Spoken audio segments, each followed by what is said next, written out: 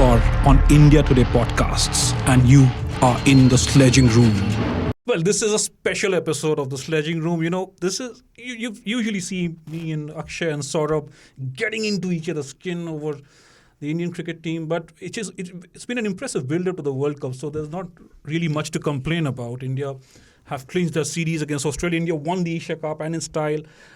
Everything is just slotting into the places, right? Shreyas Iyer's come back from fitness, tick.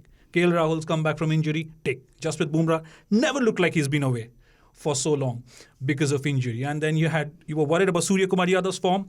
What a sensational knock that was in Indore just a few hours back, less than 24 hours back. Surya Kumar Yadav laid to rest all speculation about his availability for the World Cup. We thought, would the selectors drop Surya Kumar Yadav and just get in with somebody else? We don't know who that is because there's been a bit of confusion around that spot as well, but that's covered. So, it's happy times. You're entering the World Cup as the number one team.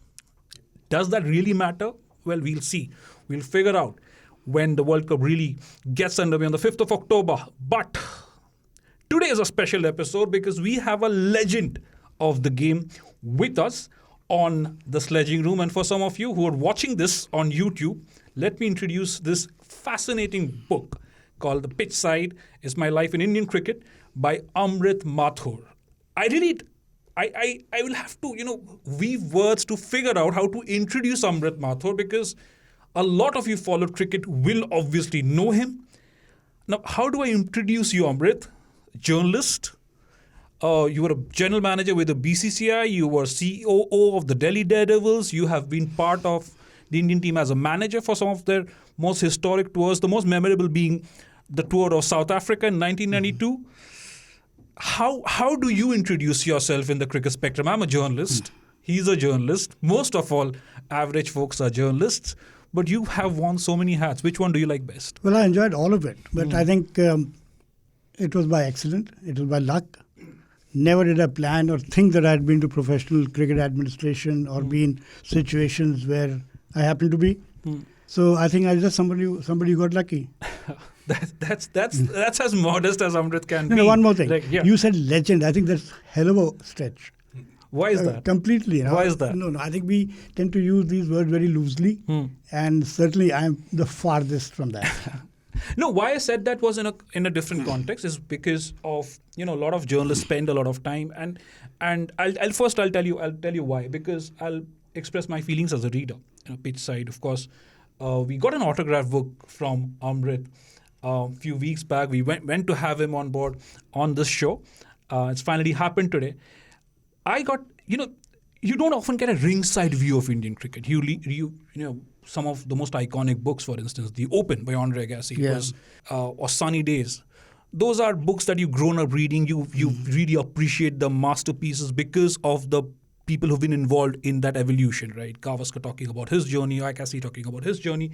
But here what Amrit has done is, and this is purely my perspective as a reader, Amrit will share his as the author, is to give you that viewpoint. You're talking to Sachin Tendulkar. So many of us, we've covered the sport. We've had the privileges of speaking to these cricketers, interviewing them at different times. But here is someone who not only excels at his field in journalism, as an administrator, as a manager.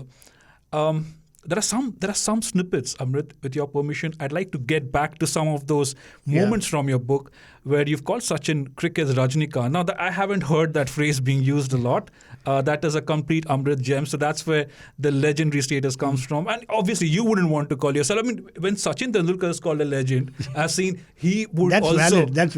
That's valid, but he also gets embarrassed. I've seen that on several interviews. But, and those are some very, very interesting aspects where we all see how he has prepared, right? We've all seen that, how he's prepared for matches over the years. And you had the privilege of preparing him for media interactions. Was he as detailed then as well? Two things. Firstly, you mentioned about Rajinikanth and Bahubali. Let me explain. Right from the beginning, he had a certain aura about him. Right. And I witnessed that aura at different times. There was a match, India playing Pakistan, that famous Chepauk game. Right. 99. And I remember the two dressing rooms are next to each other at Chepauk. They used to be. And I remember Sachin walking out of the dressing room for practice with a bat and just gloves. The Pakistani team was standing there. And they just sort of moved away just to make way for him. Similarly, there was this instance in England 2-3 years ago. This is post-retirement. We were chatting in the media room at Lord's. It was Sachin, me and Akash before a game in the morning. Right. Suddenly we found James Anderson standing in a corner. Once we finished our conversation, Anderson tapped him on the shoulder and said, "Can I have a selfie?" Listen, he's James Anderson, yaar. And what number of wickets, the number of test matches played. And he is waiting to get a selfie with Sachin Tendulkar.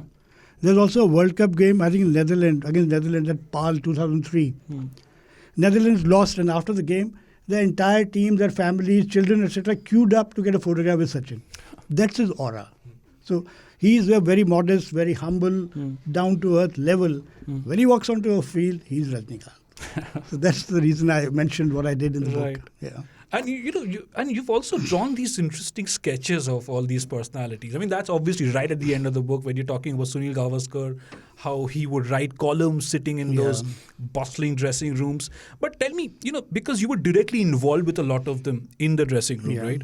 How was it managing them? For instance, when you saw a ringside view of someone telling Sehwag, "Thoda sa dheere khelna. Take your time in the middle." How did he react? I mean, for us, he'd be like, "Nahi, I'll play my national game. I'm Sehwag." There are 2-3 things. I was fortunate to be in situations which were very close to the Indian team. I think, I don't want to sound immodest, but I don't think anybody's watched India games from the dressing room more than me over the years, whether it's Indian team or the IPL games. So I was fortunate. But I was also not foolish. So I would not open my mouth in the dressing room. I would not contribute to a team meeting because that's not my role. So, but I observed. I noted. It's my maybe training, and I made notes. So that's the reason I could write the book in the manner it's been written. There is detail, there is specific information. For instance, if I say we went out for dinner, I'll say which restaurant we went to, what we ate, what we spent, and how we paid for it. For instance, sometimes we use Sachin's credit card and it's later the bill is split. So these kind of details are possible only A, if you're observant, and secondly, if you keep notes, because you can't write from memory after such a long time. And also, since you mentioned details about dinners and meals, there was this very interesting anecdote about Saurav Ganguly and how he asked you about your role, and you said, "Look, it's an honorary role," and he said, and you explained that this is without money, there is zero money, and he said, "Look, that's rather foolish." Yeah, absolutely. I mean, that's also because you maintained that kind of rapport and relationship with them. But how was it just to interact and get a viewpoint? A few things that sort of struck me was A, the Indian team is very professional. Right. They've got very strong traditions. So, for instance, Sachin will have a designated place in the bus. So nobody will even think of sitting there. Right. I'm told that on certain tours, if say Lakshman is not there, nobody will occupy his seat in the bus. That remains vacant. Right. Maybe out of respect, maybe they think Lakshman will be back next tour. Similarly, in the dressing room, Sachin would first decide which corner he wants to use. And everybody would wait till you decide. Then you settle yourself in. Right. So these are traditions. Similarly, if the team has to go out for dinner, normally the manager specifies the dress code. If it's a formal occasion, he'll say blazer and tie, India tie. If it's a bit informal, they say, okay, travel shirt or a travel t-shirt. If it's completely informal, they say anything smart casuals. So after a while, the juniors know. Or the seniors will nudge them and say, aisa hota hai. And so there are these traditions which get passed on, like from elders to youngsters in a family. Right. So somebody also mentioned that the Indian team is the most boring. There's no masala, there's no drama, there is no scandal, there is no fight, there is no argument. Unlike the Pakistani. Unlike the Pakistanis, where there could be a mini riot in the dressing room. Right. So, but that also shows how disciplined and correct the Indian team is. So there's very little the manager has to do. Right. I think when I started, the manager had a lot of role, because I remember we went to South Africa in 92. We were a total group of 17, 14 members of the team. Wadekar is coach, I was the manager, and we had Ali Irani who would do everything else. Physio, trainer, doctor, whatever, everything. Nowadays the team has 20 support staff. Right. So whatever the manager was doing, that job has been split into maybe 15, 16 people who specialize in that activity, and they take control. In 1992, I and Ali Irani were doing the fielding drills. Can you imagine a situation where the manager and the trainer are conducting fielding for the Indian team? That's how it changed. Now we've reached a situation where the manager is redundant.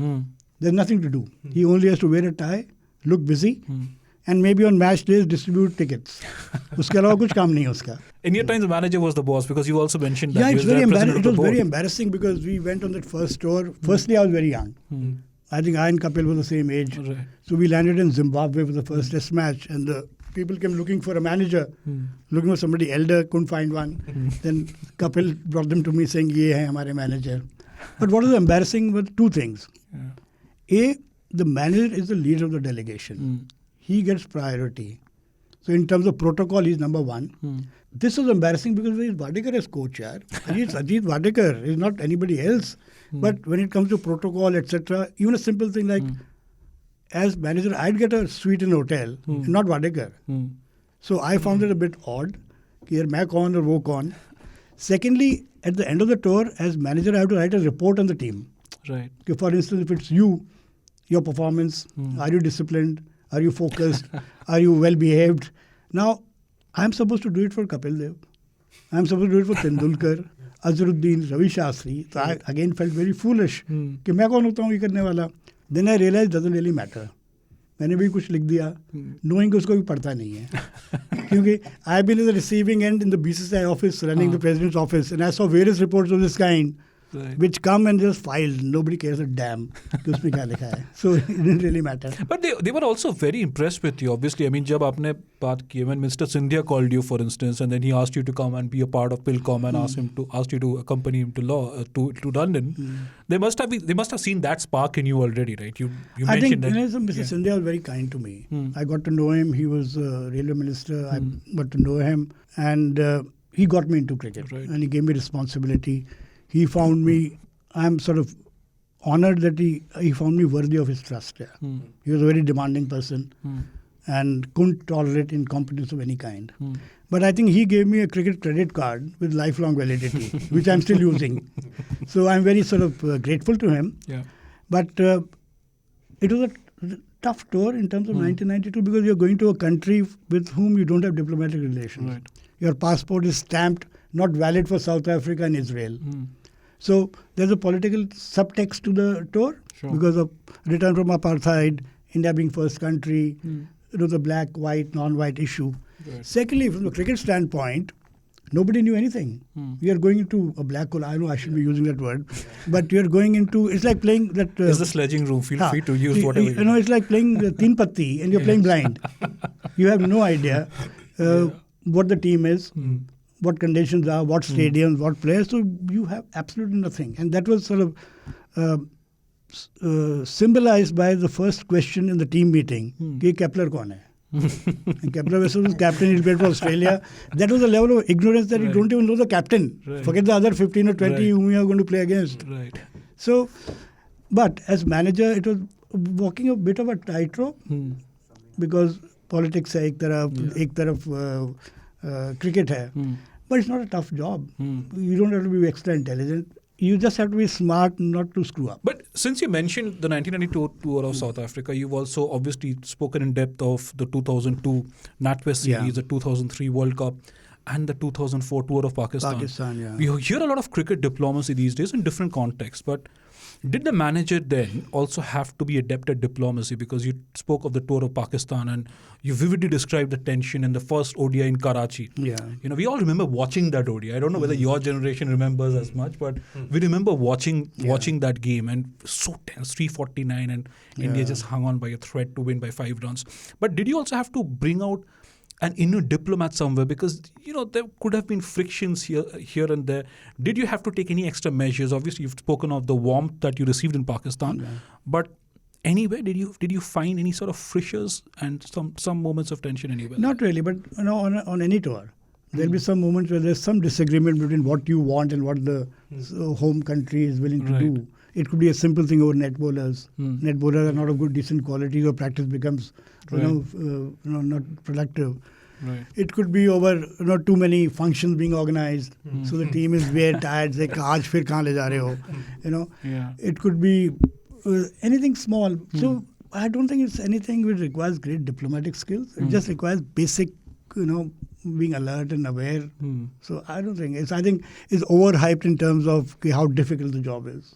How was the food situation evolved? As a Listen, foodie? initially, How was it initially? initially in 92 it was a problem because there were some vegetarians on the tour, and it's not easy to find Indian food vegetarian in 1992 South Africa. And I remember some players, I think Srinath and maybe Kumble, they used to carry those packets of sambar and a chota cooker and make rice and sambar on a few days. Right. Then after all, there was a time when the Indian team would actually look for Indian food. You go to a place and you look for Indian food because you're vegetarians, you're not used to. But later it became easy. There's good food everywhere. Another reason for looking for food was that your allowance was so small that you're happy that yaar kisi ne dinner pe bula liya, mere paise bach gaye.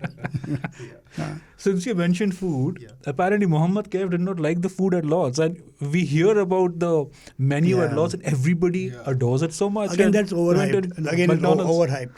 The menu at Lord's for the team is very, very good, very detailed, and they actually cater to the requirements of the visiting team. For instance, I mentioned they even had achar and papad for the Indian team. So it's down to that much detail. But the official banquets are very, very ordinary. Okay. So this was the official banquet in the beginning of the tour, where I think somebody came hungry and was looking for McDonald's later on. I think it was Kaif who went over can you imagine from an official banquet to McDonald's? No, but it's true. I remember in South Africa, we were at the Champions League T20, and everybody, some of the Australians or the South African cricketers thought the food was so spicy. And I remember it was Andrew Simons, I think, was part of the commentary team. And he was literally in tears because he thought the food was so... Let me give you another example of how people have taken to Indian food. Right. During the IPL, I remember Moni Mokal, who was with us. At one day at breakfast, I saw him eating dosa with eggs, omelette in a dosa. So, can you imagine that kind of a change that he's happily eating a dosa instead of the aloo in the middle, he's got an omelette. So that's how people can adjust. But there are so many interesting facets from your book. I mean, obviously we can't cover all of it in one episode, but it's fascinating to know. I mean, since you also spoke about dress codes and dressing ethics, you said some of the players complained about their suits in 2002. Yeah, I think initially, and you said Azhar wasn't part of that tour because he's obviously, we know he's the more fastidious one. He was very particular about what he wears and things. And those were basic times. We used to different times. Go and there would be one tailor who would give you something which would not fit. Then you try to get it altered. In fact, you would report it to Bombay, said 2 days before the team is... When you went to South Africa, there was no camp or anything. Right. You just reported, you collected your stuff, got your ticket and passport and left.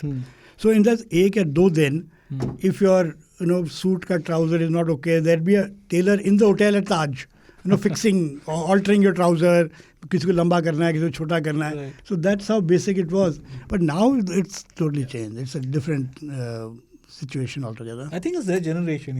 Most of these cricketers are now your age. Yeah. You guys are too flustered about that. I mean, imagine Virat Kohli getting into and getting his trouser altered a day before the tour. Oh, that would be costly. And what was strange was somebody like Tendulkar after a while has been on maybe 50-60 tours. Maybe in his career he must have been on 100 tours with the Indian team. So even for the 40th time or the 50th time, his trouser was still not right. And it's the same tailor. I'll be okay with and it's the same tailor. And that same last minute alteration would happen. We've been hearing that he's a perfectionist. He wants everything right, even as he is. I think, lots have been said about Tendulkar and how focused he is on his cricket, what his preparation is, how fussy and meticulous he is about everything. You just have to look at his kit bag to see how organized he is. Everything neatly packed, put in place, the batting gloves, the helmet, the shoes, all in plastic, sort of covers. Spikes are in plastic sort of things so that they don't scratch the bat. So that's how organized he is. If very often, after a game, you're supposed to put out your luggage because you're maybe taking early morning flight. So the instructions are 10 o'clock, luggage out, so that somebody can come and collect. So if it's 10 o'clock, you can be sure that Sachin's bag would be out at 9:45. I don't think I ever saw Sachin being late on a team bus or on a team meeting. Who was the most impunctual? Saurabh? Well, no, not really. But I think on some occasions it used to be struggle to get Yuvraj on time. Nehra, sometimes Harbhajan. And I remember one time Nehra complaining कि मेरे को उठाया ही नहीं आज मेरा alarm ही नहीं बजा. Yeah, but there are some people who also crack the system. अगर 10 बजे का बस है, 9:45 up, 5 minutes to do whatever, collect some breakfast from the table and run into the bus. So they sort of cut it so fine, we can do it in 15 minutes. तो जुगाड़ तो होता है हर जगह पे. It's like a जुगाड़. But since Amrit, you mentioned about Tendulkar's obsession with bats. I mean, you also mentioned how Dravid would wrap his in wool and cloth. So was this generation the most obsessive? Because you also know. I think all top batsmen are. I realized that whether it's Saurav, he had this habit of having multiple grips. 4, 5, which make the handle so big. And he had the top of that grip sticking out on top, half an inch, which is very odd. Nobody has that, ye handle hai, and you got 1.5 inch. But he'd do it very carefully. Because I don't know, it worked for him in some way. Most batsmen would want to fold it and just cut it and off. not stick out. But for some reason, and he used to carry multiple bats, and he had this habit of changing his bats very often during an innings. So there is this Centurion, South Africa, the ground, where the dressing room is about 70 steps up. So the 12th man is the most harassed person, especially with Saurav in the middle, because he'd ask for 5 bat changes. So after a while, he'll collect all his bags and sit on the ground, niche. Ki kuch bhi maang le to main wahi se de दूं. Similarly, Dravid is fussy about, all of them are, whether it's a bat, whether it's the, whatever other equipment they have. I think that's something of very personal choice, and they know what works for them. So, and they stick to that. That's quirks of greatness. You all great men have that in sports. I think so. Everybody has things that work for them, and they stick to that. Yeah. Since India-Pakistan is always so much in discussion, and you recently had a couple of Asia Cup matches. One was unfortunately washed out. You mentioned some very interesting aspects from that 2003 World Cup game there, where Tendulkar hit that 98. Yeah, that's the Centurion game. Yeah. That Centurion game, exactly, where somebody said, quotes on Shoaib Akhtar's action, they said, thoda sa sharm aana chahiye usko. Saidan was fielding, because he was a very messy fielder. As great a batsman as he was terrible to watch as a fielder. And somebody said, no, look, if a batsman in the Pakistan side scores 100, he doesn't have to field. Same with Afridi. Can't bat, can't bowl, but he likes to create a lot of trouble. Was there palpable tension? Was this a way to release it? After the game, the teams are very competitive when they're playing. You can see everybody's very keen to do well, to win, do the best possible. But outside the game, they're great friends. Right. I don't think there was any argument or any confrontation or any unpleasant situation outside cricket. You will have some occasion where tempers are flared, you will maybe lose it for a while, but bahar nahi. I'll give you an example. In the Pakistan tour in 2004, I think in some game, Moin Khan was punished for some foul language after an inquiry by the referee. And Moin is quite a popular guy, he's fun and friendly with everybody. And same evening we were taking a flight to the next venue, and the teams are sitting together in the bus, in the plane. But they are seated separately. Ek taraf they've checked in, and you have the 20 Pakistani players sitting in either. Once the plane is taken off, they're all mixed. And you played a game, you played a tough game during the day, but in the evening on a flight you are there, and people are teasing Moin कि देख तेरा कितना behavior खराब है, तेरे को fine हो गया, and Moin laughing saying ये तो बिल्कुल गलत है, मेरे को तो गाली आती नहीं है. मैं गाली कैसे दूं, मेरे को आती नहीं है. पाकिस्तानी विकेट कीपर्स को गालियां बहुत आती हैं, वो हमने बचपन से देखा है. Pakistani wicket keepers and the banter. So even Sehwag saying the things he did to Shoaib Akhtar, it's fine. Well, we all know they share, many of them share the same language, the culture is the same, they're friends, and they've known each other for long. So it's fun. It's not as, hard or as tough or how dramatic it's portrayed outside. There are both sides to it. So whenever there is an India-Pakistan match, we often see players coming out to the press and saying that all the noises is in the outside and we are focused on the game. Does it really happen? No. Are they nervous in the dressing room? Of course they are. They are, and there's a lot of tension, pressure. I remember Saurav making a stray statement somewhere that किसी दिन किसी को heart attack हो जाएगा. And I've lost weight and I've lost hair and my hair has gone grey because of, not because of a physio or a trainer, because of the tension. And the classic thing was Dravid. I remember the Centurion game you mentioned. Right. So Dravid was doing the pre-game press conference, and everybody looking for masala, big game, India, Pakistan, Centurion. And I think there was also Kargil in the background or somewhere. That was 4 No, years back. something 4 else. years back, yeah. Sorry, something else. must have Something happened. else that Yeah. happened. So there was Yeah. actually tension outside cricket. Now Dravid being Dravid said, it's like any other game. Yeah. We prepare for this like we prepare for Zimbabwe or anything else. We follow process. And Process, so yeah. and it's the same game played with one bat, one ball and 11 players. So downplay. But there is tension, and everybody wants to do well.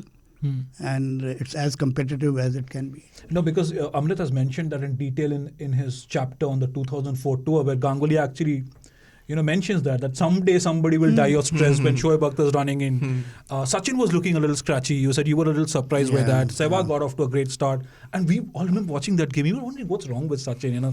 Everybody talked of it being a flat track. And we were too young to realize how important the pressure aspect could be. You thought it could also get onto someone like Sachin Tendulkar. From the outside, he looked like a man of steel. But listen, that's what makes him special now. He knows the tension. He knows the occasion, the big occasion, the India-Pakistan game, especially in a World Cup situation. But he's good enough to control it. He's good enough to use it and sort of motivate himself to do better. So that's what sort of separates him from any other player. Somebody else may succumb to the pressure, whereas he sort of, it takes it in, it works for him. But since you also mentioned some of these historic tours, we talked of the 92 tour of South Africa till the 2004 tour of Pakistan, all of them historic in their own ways. But you were also part of the biggest revolution in cricket in the Indian Premier League. And you were part of that league right from its inception, from in fact before its inception, till you went on to take charge of the Delhi Daredevils. You spoke of the chaotic times, the chaotic beginning. How do you see it? How do you see it now? It's become a behemoth. But how did that transition come? Was it the Lalit Modi factor? Was it because of Indian cricket's ecosystem? How did this all fall into place magically? Did you see this? Did you see this coming this big? The thing is, I think it's a bit of everything you mentioned. As a concept, it's great. There's cricket, there's entertainment. It's a fantastic television product. 3 hours, prime time, evening, best players in the world, good commentary, great visuals. So, fantastic product for viewers. Right. So, give credit to the person who thought of this. Give him credit also for executing it. It's all very good to say, ye hona chahiye, itna world class hoga, ye hoga, but to make it happen. Then, obviously, the economics matters. There was money to support this vision in terms of buying franchises, making that player purse available, which is now 95 crores. Initially, I think it was 40 crores or 30 crores or something. It's 95 now. So there is money. It's a phenomenal product. But now it's on autopilot. It's been 16 years. There's very little you have to do. It hasn't changed much, except for some odd, chota-mota tweak. It's basically the same as it started. Because it works. And everybody else is copying, xeroxing it, and minor tweak 100 kar diya, ya kuch kar diya. So commercially, cricket will sustain only because of T20 and IPL kind of tournaments. And that's what people prefer. The choice of viewers and spectators, sponsors, broadcasters, players themselves is towards this. So you may not like some of the things, the quality of cricket, maybe the balance being towards batsmen. Like we had 400 runs yesterday. We've had 250 runs in a T20 game, and teams have lost at 250. Exactly. So some may not like that one-sided contest, but that's the way it is. But before the IPL, until India won the T20 World Cup, there weren't many takers for the format here. No, we were the also, last country to accept T20 cricket.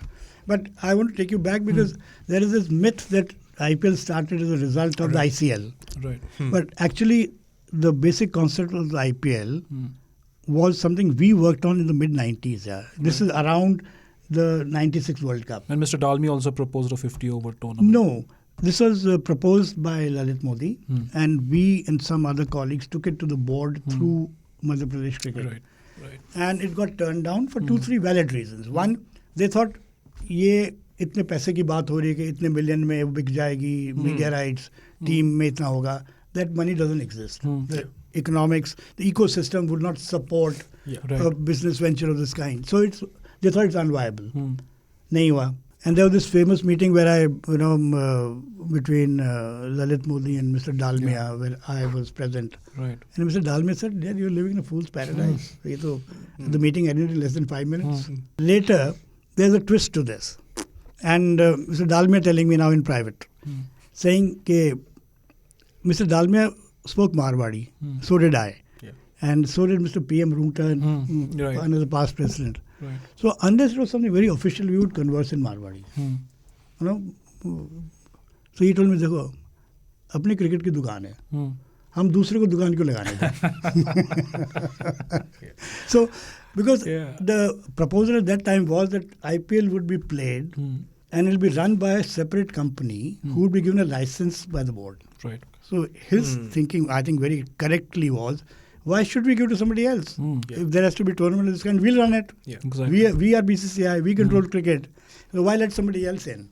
Yeah. But listen, IPL is phenomenal in the sense it's the first instance of private enterprise running cricket. Because otherwise, only a sponsor has a minor stake. But here you have owners there. Right. You have people who are, forming a team, they're operating a team, they're conducting matches, they're investing a lot of money in it.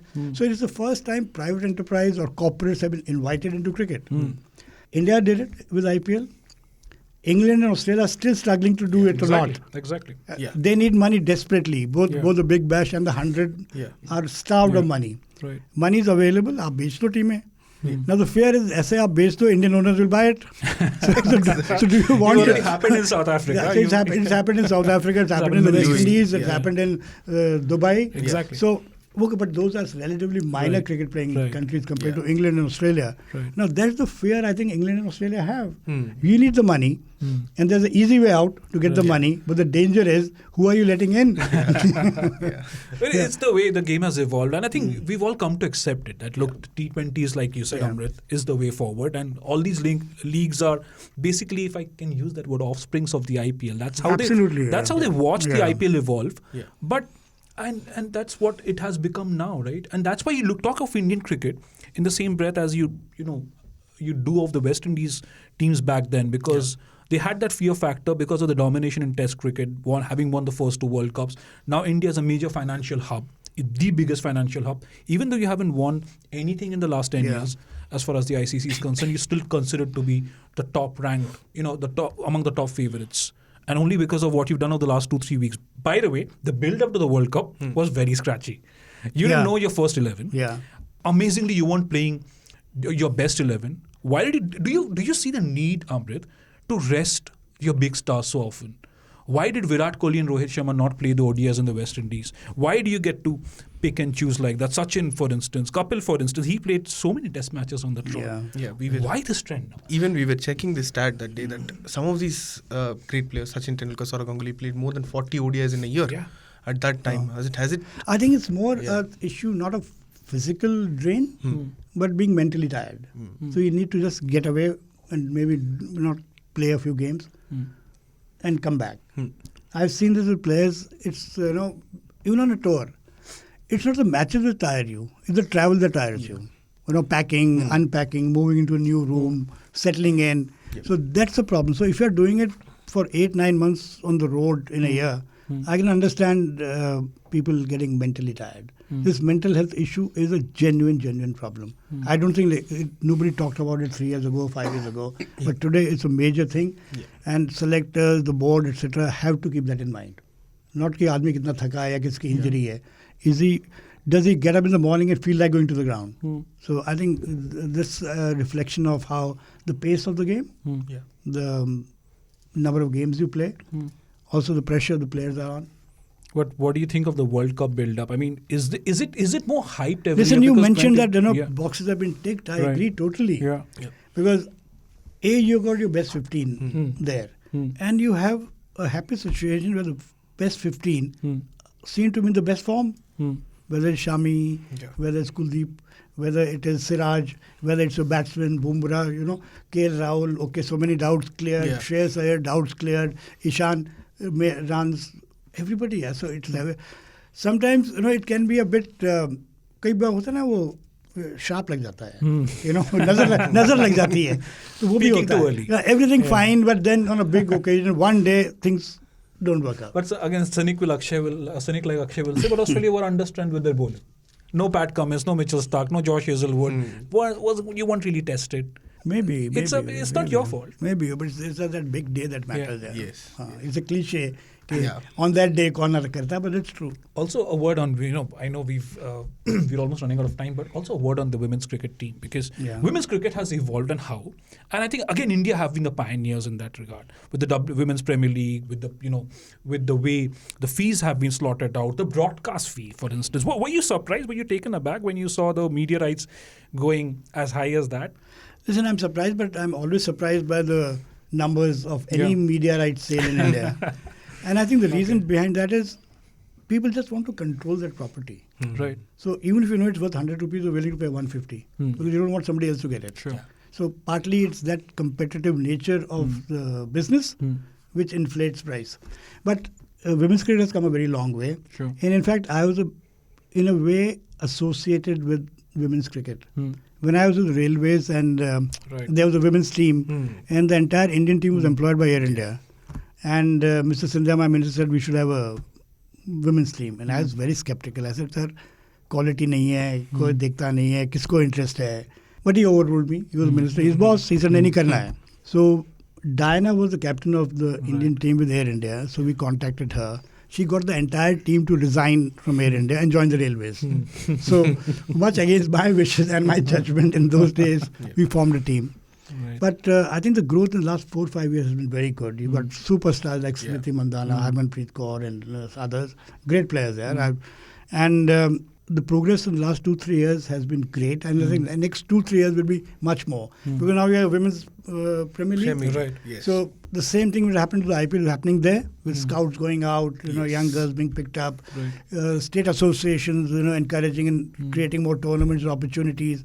They're finding sponsors and endorsements. So they're stars. So I think we're on the right trajectory as far as women's cricket is concerned. And that's how Tita Sadhu, who was, by the way, the player of the match in the Under-19 Women's World Cup, also shone against Sri Lanka.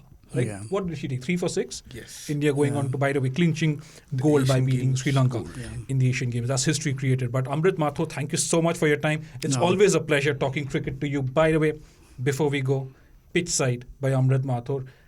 You follow cricket, you want to read this. There are no startling revelations. There is no controversy, Amrit. Am I right in assessing this? Absolutely. There is no controversy. That was the intention. That wasn't the intention at all. What you will find on the pitch side is, like I said, a ringside view of Indian cricket. You will find a ringside view of dealing with cricket stars, dealing with different challenges on some of those historic tours. My personal favorites are the 2003 World Cup and the 2004 Pakistan tour. Once you read the book, you know what I'm talking about.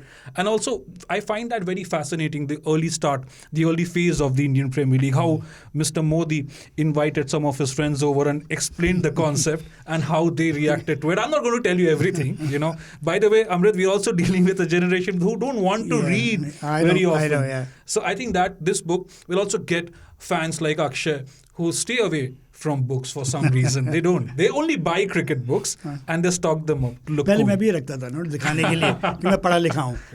मैं भी करता था. मेरे पास भी बहुत सारे हैं. दिखाने के लिए. But I have reached an age where I actually sit and read these great books, and it's always such a pleasure. Akshay, you want to tell Amrit? You're going to grab a copy. Definitely. I'm not giving you this copy because it's autographed by Amrit. Yes. Amrit, yes. So let me grab a copy. You should grab a copy. Yeah. Right? Definitely. Please do grab a copy. And Amrit, thank you so much for sharing your time. Absolutely delighted to be part of this. Thank you very much. Thank you so much. Do watch The Sledging Room on Spotify, Apple Podcasts, Google Podcasts, and of course, you can catch this episode on YouTube as well. Thank you. Have a great week. And of course, we'll line up a few more blistering shows for you in the build-up to the World Cup. Thank you. You are on India Today Podcasts, and you are in The Sledging Room.